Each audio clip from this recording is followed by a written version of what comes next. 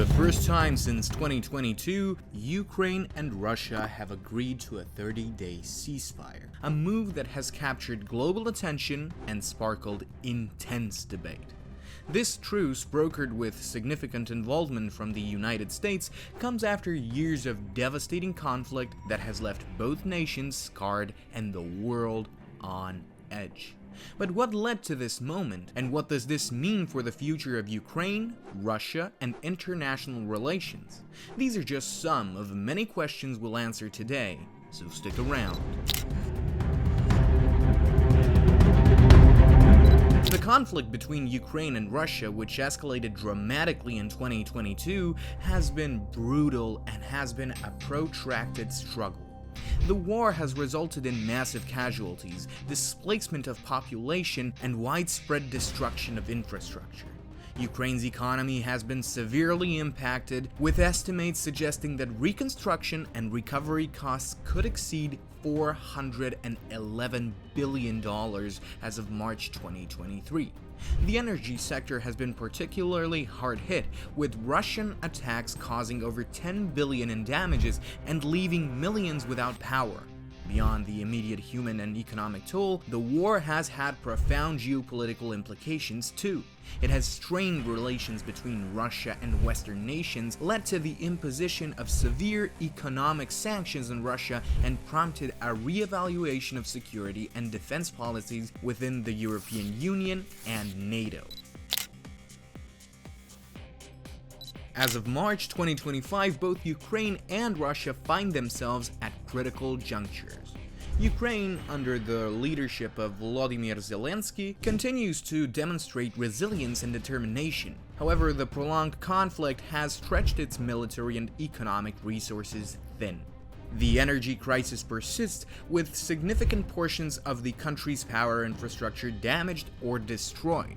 The government faces the daunting task of maintaining public services and supporting displaced and affected populations amidst ongoing hostilities.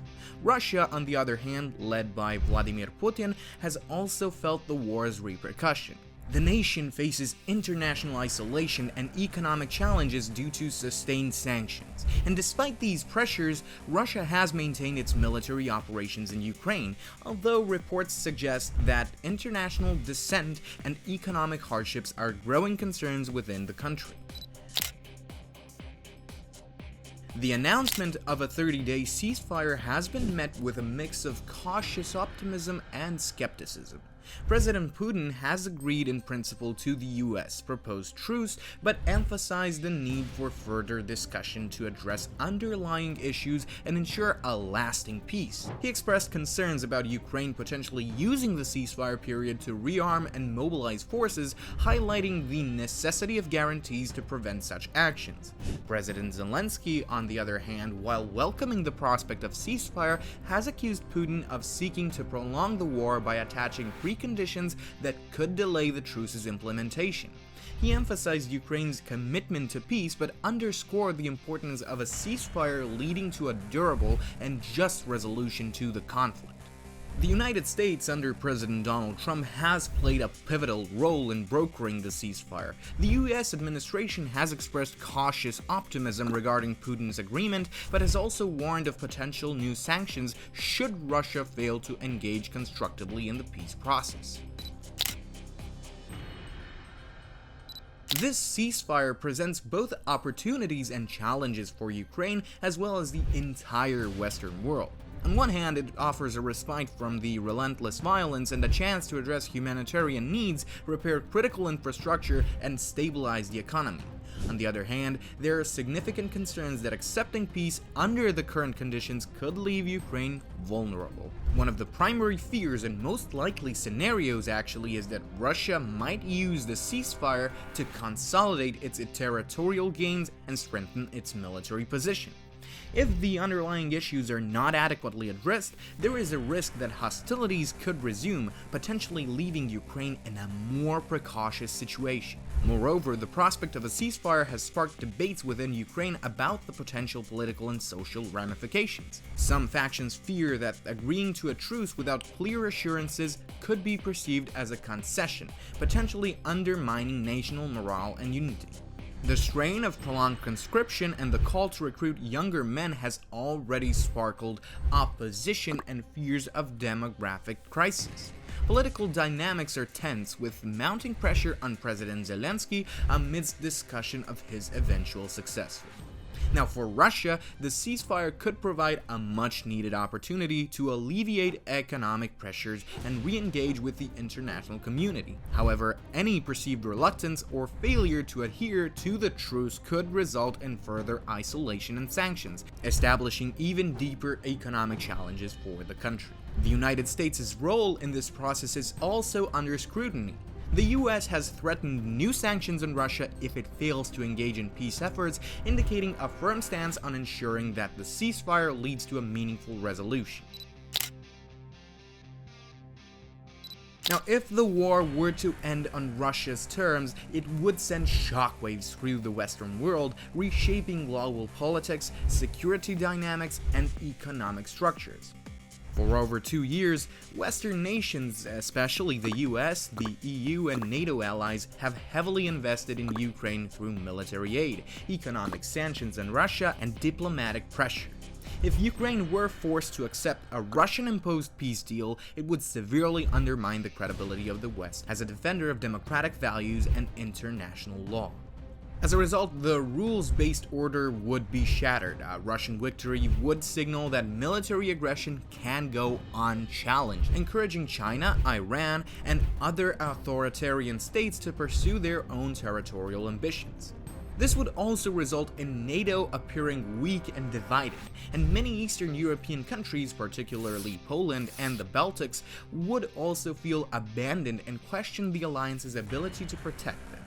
On the other hand, Ukraine would be left in complete shambles. Moscow will, with the war ending, most certainly install a puppet government, just like prior to the conflict, and as such, it would create an even greater rift between Russia and the West. It's also a given that most of Ukraine's territories facing Russia, and which are considered the feeding grounds of Europe, would be annexed by Putin. Donetsk, Lugansk, Zaporozhye, Kherson, and even Transnistria will all be taken over, which will effectively leave Ukraine without its primary source of income and primary bargaining chip with both the West and the East. Now, what's even worse is that these areas will be purged of those who were fighting Russian influence, with them being excommunicated from the country at best and trialed at worst, creating further animosity between Russia and Ukraine. But Russia wouldn't care, because a victory under their terms would just ensure not territorial expansion, but also the expansion of their influence across the entirety of Europe.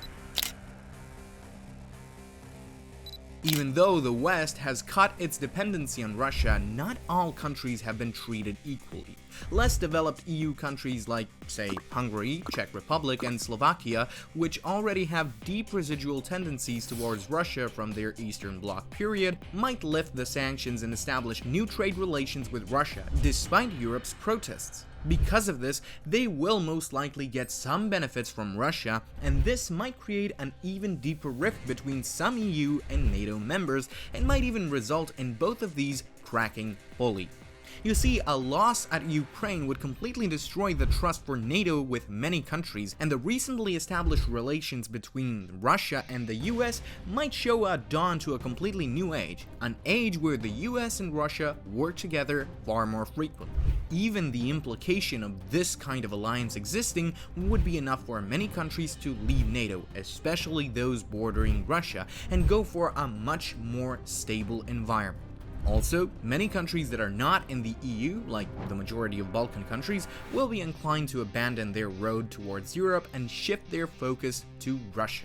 Heck, even EU members on the Balkans are second-guessing their current status. Serbia, Greece, and Romania are all being shaken by civil unrest, and all three of them are protesting nothing more but consequences of Europe's marginalization of them and general antagonization of their governments and those who allow them to be installed. But that's a topic for another video.